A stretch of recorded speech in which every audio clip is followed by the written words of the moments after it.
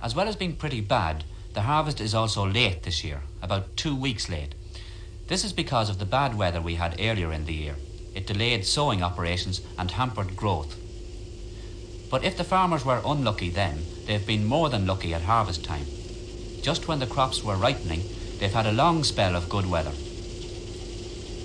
Winter wheat is nearly all in, except for some of the crops sown very late, and about half the barley crop is saved.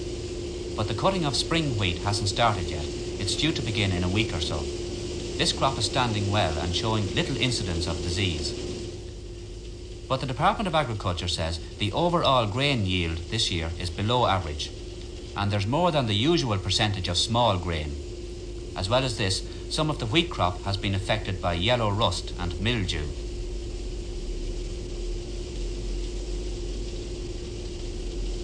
It's also been a good time for gathering turf. Here in South Donegal, for instance, thousands of tons of turf are being lifted in case the weather breaks and prevents access to the bogs.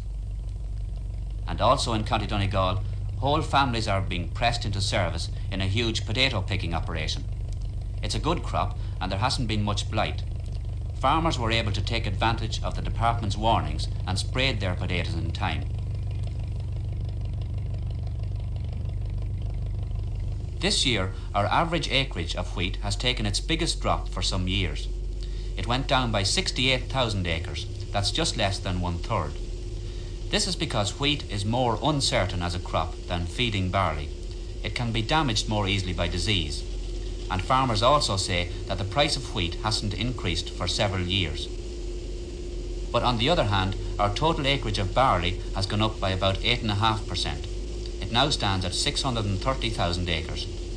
The main reason for this is that barley is less of a gamble than wheat. Our next harvest will be saved as members of the EEC. So how will the common market affect the average grain grower? John Mooney is on the IFA's grain committee. Well, in many aspects, this position is not clear yet. One crop for which we appear to see the way fairly clearly is feeding barley.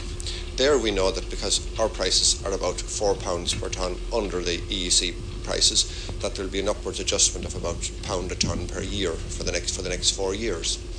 Marketing arrangements, though, are a different matter. It's a new game. Well, do you see the EEC as a problem for grain growers? Well, it's a problem and a challenge, but we do know that instead of having a definite fixed price for a certain quality of grain, that there will be instead a band with an upper and a lower price, and within that, marketing and presentation and quality will affect the return to the farmer. So you think grain growers will look forward to EEC entry? Yes, but not with quite as much certainty as the livestock producers. Beet harvesting begins at the end of the month. The acreage this year is up to 85,000 acres. That's 10,000 more than last year.